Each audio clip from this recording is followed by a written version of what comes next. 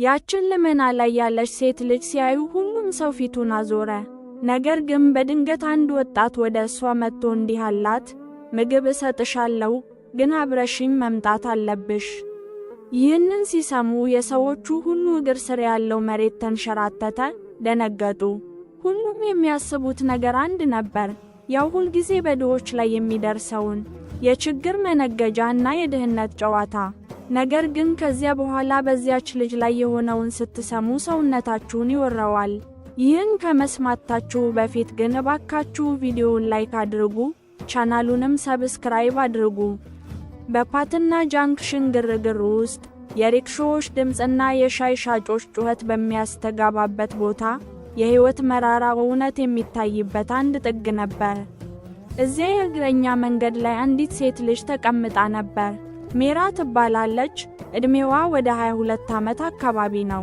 ፊቷ በፀሐይና በአቧራ ምክንያት ገረጥቷል።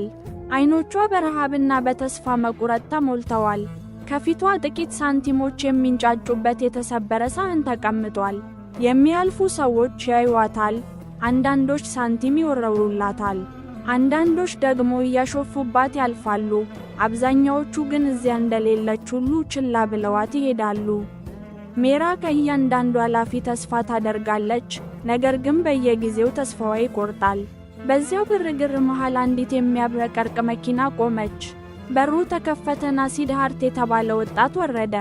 ዕድሜው 25 ዓመት አካባቢ ይሆናል። በፊቱ ላይ እንግዳ የሆነ ቁም ነገር፣ በዓይኖቹ ውስጥ ደግሞ የተለየ ብርሃን ይታይ ነበር። በአረማመዱ ላይ በራስ መተማመን ይታይ ነበር። በዙሪያው ያለው ሕዝብ ቆመ። ሁሉም ሰው ያሰበው ሁልጊዜ የሚሆነው ነገር አሁንም ሊደገም እንደሆነ ነው፣ የገንዘብና የችግር ድርድር። ነገር ግን ሲድሃርት ቀጥታ ወደ ሜራ መራ። ከፊቷ ቆሞ በለሰለሰ ድምፅ ገንዘብ ያስፈልግሻል አይደል አላት። ሜራ በኀፍረት አንገቷን ደፋች። ሲድሃርት ለጥቂት ሰከንዶች ዓይኖቿን በትኩረት ተመለከተ። ከዚያም ረዥም ትንፋሽ ወስዶ እንዲህ አላት፣ ተመልከቺ፣ መለመን ሆድሽን ሊሞላው ይችላል፣ ሕይወትሽን ግን ሊቀይረው አይችልም። በእውነት መኖር ከፈለግሽ አብረሽኝ ነይ። ክብርም ምግብም የሚያስገኝልሽን ሥራ ፈልግልሻለሁ። በተሰበሰበው ሕዝብ መካከል ጸጥታ ሰፈነ። አንዳንዶች በንቀት ተመለከቱት፣ ሌሎቹ ደግሞ ራሳቸውን በመነቅነቅ ቃለመስማማታቸውን ገለጹ። ነገር ግን የሲድሃርት ድምፅ ጥልቅ እምነት የሚታይበት በመሆኑ ሜራ ባለችበት ደረቀች። ልቧ በፍርሃትና በተስፋ ተሞላ። አእምሮዋ ምናልባት እሱም እንደ ሌሎቹ ሊሆን ይችላል ብሎ ሲያንሾካሹክላት፣ ከልቧ ጥግ የመጣ ሌላ ድምፅ ደግሞ አይ ይሄኛው የተለየ ነው አላት። ሲድሃርት ሌላ ምንም ቃል ሳይጨምር የመኪናውን በር ከፍቶ ምልክት ሰጣት። ሜራ በሚንቀጠቀጥ እርምጃ ተነሳች። በዙሪያው ያለውን ሕዝብ ተመለከተች። አንዳንዶች በዓይኖቻቸው የሐዘን ስሜት ያሳያሉ፣ ሌሎች ደግሞ ጥርጣሬ ይነበባባቸዋል። ነገር ግን ይህ ቅጽበት ዕጣ ፈንታዋን እንደሚወስን ተሰማት። መኪናው ውስጥ ገባች። ሕዝቡ በሐሳብ ተውጦ በቆመበት ቀረ። መኪናው ቀስ እያለ ከፓትና ጃንክሽን ራቀ። በውጭ የተሽከርካሪዎች ጫጫታ ቢኖርም በመኪናው ውስጥ ግን የሞተ ጸጥታ ሰፍኖ ነበር። ሜራ ልቧ እየመታ በመስኮት ወደ ውጭ ትመለከት ጀመር። ትክክለኛውን እርምጃ መውሰዷን ወይም ትልቅ ስህተት መስራቷን መለየት አልቻለችም ነበር። ሲድሃርት መሪውን ይዞ በዝምታ መኪናውን ያሽከረክራል። ከግማሽ ሰዓት በኋላ መኪናው በአንድ ተራ ሰፈር ውስጥ ቆመ። ከአንዲት ትንሽ ቤት ፊት ለፊት ቆመው ሲድሃርት እንዲህ አላት፣ መፍራት አያስፈልግሽም ሜራ፣ ይህ ቤቴም ስራዬም ነው። ከዛሬ ጀምሮ ሕይወትሽ ከዚህ ይለወጣል። ሜራ በመገረም ተመለከተችው። ፍርሃቱ አሁንም ቢኖርም በውስጧ ግን ትንሽ የተስፋ ጭላንጭል በርቶ ነበር። የቤቱን በር ስትከፍተው ሜራ ዓይኖቿ ታወሩ። በውስጥ ያለው ትዕይንት ፈጽሞ የተለየ ነበር። በአንድ በኩል ትላልቅ የብረት የምግብ መያዣዎች በሥርዓት ተቀምጠዋል። በሌላ በኩል ደግሞ ከጋዝ ምድጃው የወጥ መዓዛ ይሸታል። ግድግዳውን ተደግፈው የተቀመጡ ከረጢቶችና ለደንበኞች ለመላክ የተዘጋጁ የምግብ ሳጥኖች ለአንድ ትልቅ ዓላማ የተዘጋጁ ይመስላሉ። ሜራ ምናልባት ይህም ሌላ ማታለያ ሊሆን ይችላል ብላ አስባ ነበር። ነገር ግን እዚህ ጋር እውነተኛው የልፋት ውጤት ተገለጠ። ሲድሃርት ንግግሩን ቀጠለና እንዲህ አላት፣ ይህ የኔ ትንሽ የምግብ አቅርቦት ንግድ ነው። ጠዋት ምግቡን አበስላለሁ፣ ከዚያም የሚያደርሱ ልጆች ለቢሮዎችና ለተማሪዎች መኝታ ቤቶች ያደርሳሉ። ስራው ትንሽ ነው፣ ነገር ግን ጠንክሮ መስራትንና ክብርን ይጠይቃል። እኔም ልሰጥሽ የምፈልገው ይህንኑ ክብር ነው። ሜራ ቀስ ብላ፣ ግን እኔ ምን ማድረግ እችላለሁ? ምንም የማውቀው ነገር የለም ስትል ጠየቀች። ሲድሃርት ተመልክቷት ቆም አለና፣ ስራ መማር ነው። በመጀመሪያ ሳህን ማጠብና ማጽዳት ትማሪያለሽ።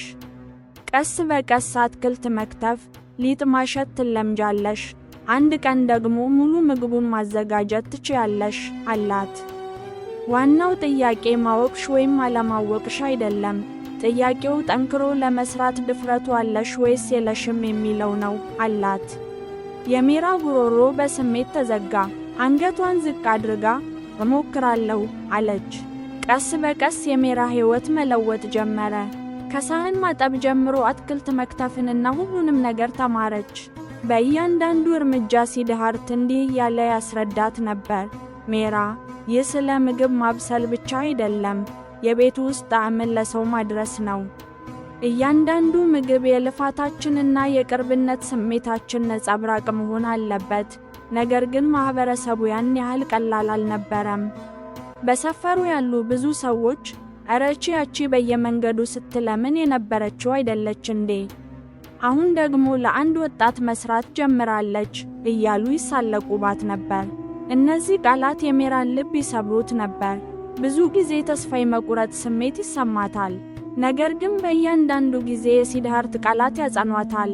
እንዲህ ይላት ነበር፣ መለመን ቀላል ነው፣ ጠንክሮ መስራት ግን ከባድ ነው። ነገር ግን ክብር ሁልጊዜ የሚገኘው ከጠንካራ ሥራ ነው። አንድ ቀን አመሻሽ ላይ ሜራ በጣም አዝናና ሳለች።